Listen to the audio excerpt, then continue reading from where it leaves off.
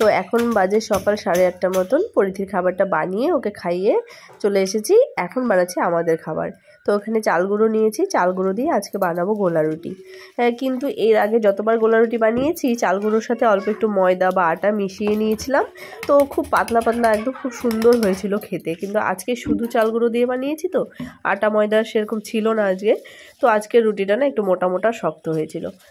তো যাই হোক, খাওয়া দাওয়া সবার হয়ে গেছে। আমরা কলা মিষ্টি এগুলো দিয়ে খেয়ে নিলাম। সকালে আর রান্না বান্না হয়নি, একেবারে দুপুরে রান্না হবে। নমস্কার বন্ধুরা, কেমন আছো সবাই? আশা করছি সবাই খুব ভালো আছো। তো আমিও বেশ ভালোই আছি। তো সকালে খাওয়া দাওয়া পর্ব তো শেষ, এখন দুপুরে রান্না বান্না শুরু হচ্ছে। তো এই দেখো আমি সবজি নিয়ে বসে পড়েছি। নিয়েছি পেঁপে, তারপর হচ্ছে আলু, বেগুন, সজনে ডাঁটা, উচ্ছে। তো তোমরা সবজিগুলো আর কি শুনে গেস করতেই নিশ্চয়ই পারছো যে কি রান্না হতে চলেছে। এখন আবার একটু গরম কিন্তু পড়ে গেছে, এখন আর সেই শীতটা নেই, আস্তে আস্তে অনেক গরম পড়ে যাবে। ওফো, অস্বাভাবিক গরম পড়বে কদিন পরেই। তো আজকে রান্না হবে শুক্তো।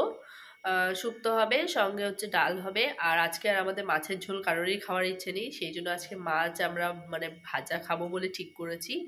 তো আমি এখন শুক্তোটা কেটে রাখবো, রেখে তারপর হচ্ছে পরিধিকে স্নান করাবো, ঘর মুছবো, আমি স্নান করব, তারপর আর রান্নাবান্না তো হবে। ওপরে আবার ভাত রান্না হচ্ছে। তো আমাদের এখন আর কি একবেলাতেই রান্নাটা হচ্ছে, দুপুরে রান্না হচ্ছে, ওটাই আবার রাত্রে হচ্ছে। বাড়িতে লোক না থাকলে এরকমই হয়, বারবার করে রান্না করাটা মানে করি না আমরা, ওই একবারই করে রাখি। খাওয়ার লোক নিয়ে আর কি করব। তো পরিধির বাবা থাকলে পরে তখন রান্নাটা হয়। তো চলো তোমরা আজকের ব্লগটা দেখতে থাকো। এখন প্রায় 11:30 মতো বাজে। তো যাই হোক, পুরো হাঁপিয়ে গেছি আমি, মানে কি বলবো, ঘরের কাজ করতে করতে কিন্তু মোটেও হাঁপাইনি, হাঁপিয়েছি মেয়ের পেছনে দৌড়াতে দৌড়াতে। মানে ওকে স্নান করানো, খাওয়ানো, ঘুম পাড়ানো, মানে কতটা যে কঠিন ব্যাপার সেটা আর কি বলবো। এর আগে মানে যখন আমার বিয়ে হয়নি তখন আমি লোকের মুখে শুনতাম যে লোকের বাড়ির বউদের নামে বাড়ির লোকেরা বলতো কি বাচ্চা নিয়ে সারাদিন পড়ে থাকে, ঘরের কাজ বাজে ফাঁকি দিয়ে দেয়, করতে চায় না। কিন্তু আমি তো বলবো ঘরের কাজ করা অনেক সহজ ব্যাপার, বাচ্চা এইরকম একটা দুষ্টু বাচ্চা সামলানোর থেকে। আমার তো মনে হয় আমার বাচ্চাকে যদি কেউ একটু সামলে দিত পুরো সময়টা, তাহলে আমি ঘরের কাজ অনায়াসে করতাম, আমার কোনো অসুবিধা হতো না। কিন্তু ওর কাজ করতে গিয়ে আমাকে তো পুরো সারাক্ষণ ধরে আর কি মুখে এত কথা বলতে হয়, আর এত বেশি মানে দৌড়াতে হয়, এতভাবে ওকে কনভিন্স করতে হয় যে কোনো বিষয়ে, আমি পুরো ক্লান্ত হয়ে যাই। মানে কথা বলতে বলতে আমার মুখ দিয়ে থুতু বেরিয়ে যায়। আর তারপর তো এত চুজি, মানে এইটা পড়বে না, এইটা খাবে না, এইভাবে না, ওইভাবে না, এত বায়না, বাপরে বাপ! এখন আমি বুঝতে পারি ব্যাপারগুলো। মানে কি করে বলবো, 2 ঘন্টা যদি খেতে সময় লাগে, কি করে অন্য কাজ করবো বলো তো? এবার না খাইয়েও তো রাখতে পারবো না।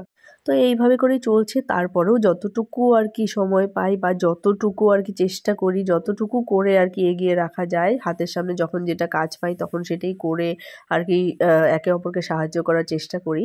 তো এইভাবে করেই চলছে। তো তার মধ্যেও দেখো একটু আনন্দ, খুশি এই সমস্ত কিছুরও তো প্রয়োজন আছে। তো বিকেলবেলা পরিধিকে ঘুম পাড়িয়ে রেখে আমি একটু রেডি হয়েছিলাম রিলস বানাবো বলে। এখন তো আমার এটাই আর কি মানে আনন্দ আর ভালো রাখার একমাত্র উপায়। তো চলো, ও তো উঠে গেছে ঘুম থেকে, প্রত্যেক দিনের মতো ঠিক টের পেয়ে যায় যে মা এখন রিলস করছে। তো ও উঠে গেলে তারপর আমার আর বানানো হয় না, তখন ওর সাথে আমার এইগুলো করতে হয়, কারণ ও তো আর কোথাও নড়বেও না, আমাকেও আর বানাতে দেবে না। তো চলো এখন ওর সাথে একটু খেলাধুলো করে তারপর ওকে খাইয়ে পড়াতে বসাবো। আজকের ভিডিওটা এখানেই শেষ করব। তোমাদের আজকের ভিডিওটা কেমন লাগলো তোমরা অবশ্যই জানিও। সবাই ভালো থেকো, সুস্থ থেকো, সুখে থেকো, শান্তিতে থেকো। বাই।